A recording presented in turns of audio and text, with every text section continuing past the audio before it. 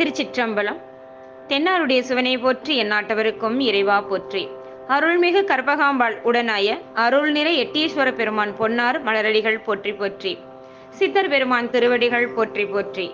எம்பிரான் சேக்கிலார் பெருமான் பொன்னார் மலரடிகள் போற்றி போற்றி.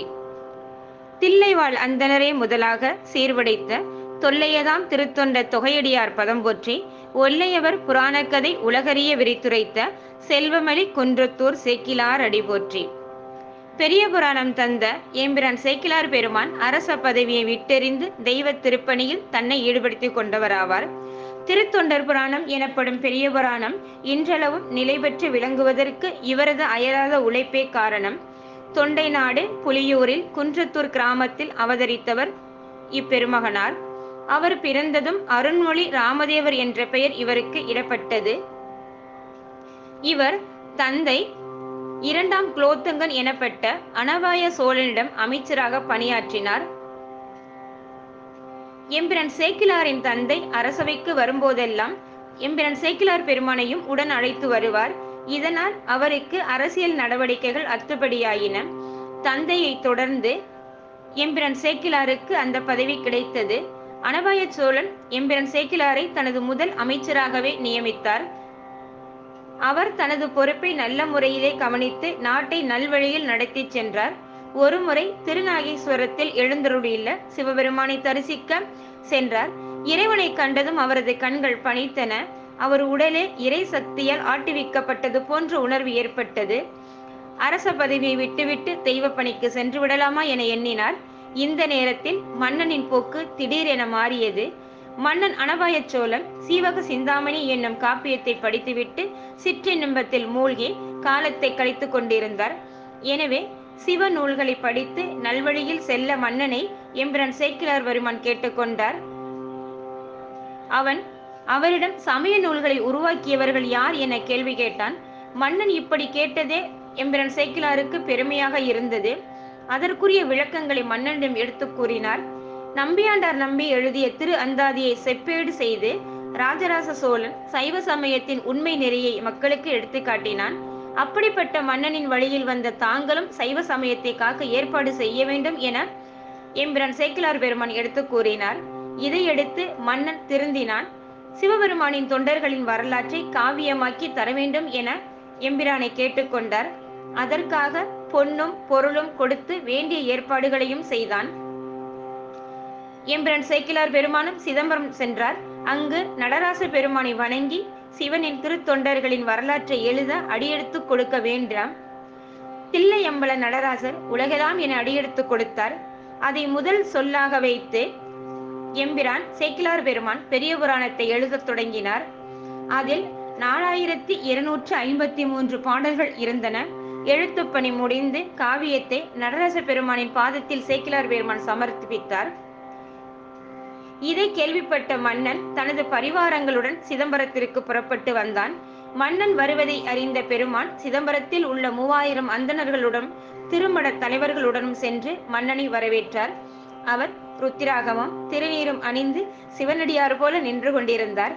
அந்த உருவத்தை பார்த்த உடனேயே மன்னன் அவரை வணங்கினான். அப்போது விண்ணில் அசரீரி வாக்கு எழுந்தது. எம்பிரான் சேக்கிலார் பெருமான் முடித்த பெரிய புராணத்தை அரங்கேற்றம் நிகழ்ச்சியை மிக பெருமளவில் நடத்த அசரீரி வாக்கு கூறியது. இதையடுத்து மன்னன் விழா ஏற்பாடுகளை ஆரம்பித்தான். தில்லை நடராசருக்கு உகந்த நல்ல நாளும் திருஞான சம்பந்தர் அவதரித்த பொன்னாளுமான சித்திரை திருவாதிரை தினத்தில் அரங்கேற்ற நிகழ்ச்சியை தொடங்குவது என முடிவு செய்யப்பட்டது. மிகப்பெரிய விழாவிற்கு ஏற்பாடு செய்யப்பட்டது. சிதம்பரம் நடராசர் கோயிலில் நடக்கும் திருவிழாவிற்கு வரும் கூட்டம் போல பக்கத்து நாடுகளிலிருந்தும் புலவர்கள் பொதுமக்கள் என ஏராளமானோர் சிதம்பரத்தில் வந்து கூடினார்கள். ஊரெங்கும் பூரண கும்பம் வைத்து திருவிளக்கு ஏற்றினார்கள். ஒரு பக்கம் சிலம்பாட்டம், மற்றொரு பக்கம் நடனம் என கலை நிகழ்ச்சிகள் நடந்தன. சிதம்பரம் நடராசர் கோயில் சிற்பங்கள் வர்ணம் பூசப்பட்டன. வீதியெங்கும் வாழை, கமுகு போன்ற தோரணங்கள் அலங்கரித்தன. இப்படிப்பட்ட குதூகலமான சூழ்நிலையில் நடராசர் கோயிலில் உள்ள ஆயிரங்கால் மண்டபத்தில் பெரிய புராணத்தின் அரங்கேற்றம் துவங்கியது. அரங்கேற்றம் தொடர்ந்து நடந்து கொண்டிருந்தது. கதை முடிந்தபாடில்லை. ஒரு வருடம் பெரிய புராணத்தை எம்பிரான் சேக்கிலார் பாடினார். அடுத்த ஆண்டு சித்திரை மாதம் திருவாதிரை தினத்தன்று தனது இனிய கவிதைகளை பாடி முடித்தார். எம்பிரான் சேக்கிலார் பெருமான் தந்த பெரிய புராணத்தில் 63 நாயன்மார்களின் வரலாறு இடம்பெற்றுள்ளது. விழா முடிந்ததும் மன்னன் மீண்டும் தன் நாடு அடைந்தான். எம்பிரான் சேக்கிழாரின் சகோதரரான அவரை அமைச்சராக்கி அவருக்கு தொண்டைமான் என்னும் பட்டத்தையும் வழங்கினான்.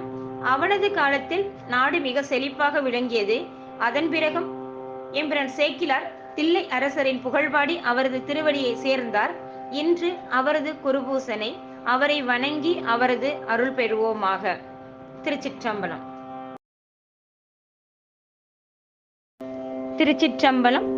தென்னாடுடைய சிவனையை போற்றி, எந்நாட்டவருக்கும் இறைவா போற்றி. 63 நாயன்மார்கள் பொன்னார் மலரடிகள் போற்றி போற்றி. எம்பிரான் நபிநந்தி அடிகள் நாயனார் பொன்னார் மலரடிகள் போற்றி போற்றி. எம்பிரான் நபிநந்தி அடிகள் நாயனார் சோழ நாட்டிலுள்ள ஏமப்பேரூரில் தோன்றினார். இவர் அந்தணர். சிவ தொண்டிலும் சிவ அடியார் தொண்டிலும் வலுவாது வாழ்ந்தவர். நாயனார் திருவாரூரில் கோவில் கொண்டிருக்கும் வன்மீகநாதரை வழிபட்டு அளவில்லா விளக்குகள் வைக்க எண்ணினார். அதன் பொருட்டு மாலை காலம் நெருங்கியவுடன் அருகிலுள்ள சமணர் வீடுகளில் சென்று சிவபெருமானுக்கு விளக்கு எரிக்க எண்ணெய் வேண்டும் என கேட்டார். அவர்கள், உங்கள் கடவுளின் கையில் நெருப்பு இருக்கும்போது விளக்கு எதற்கு என்று கேட்டார்கள். அவர்கள் பேச்சை கேட்டு மனம் உடைந்த நாயனார் சிவபெருமானிடம் முறையிட்டார். அப்போது குளத்து நீரையே கொண்டு விளக்கு எண்ணெயாக என்று சிவபெருமான் அசரீரியாக மொழிந்தார். அடியவர் அவ்வாறே செய்து பொழுது விடியும் அளவும் விளக்கு எரித்து வந்தார். ஒரு சமயம் திருவாரூரில் வீதி விடங்க பெருமான் திருவிழாவை கண்டு மகிழ்ந்து பலரை தொட்டதால் தீட்டு உண்டாயிற்று என்று எண்ணி அவர் மனைவியார் அழைத்தும் வீட்டினுள் செல்லாமல் வெளியிலேயே இருந்தார்.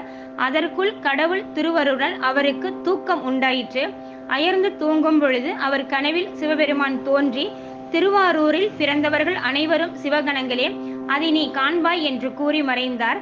நாயனார் விழித்தெழுந்து தாம் நிலைத்தது குற்றம் என்று அறிந்து திருவாரூருக்கு சென்று அவ்வூரில் பிறந்தவர்களை எல்லாம் சிவகணங்களாக கண்டு வணங்கி பின்னர் தம் குடும்பத்துடன் அவர் திருவாரூரில் குடிபுகுந்து சிவப்பணி செய்து முத்தியடைந்தார். இன்று அவரின் குருபூசனை.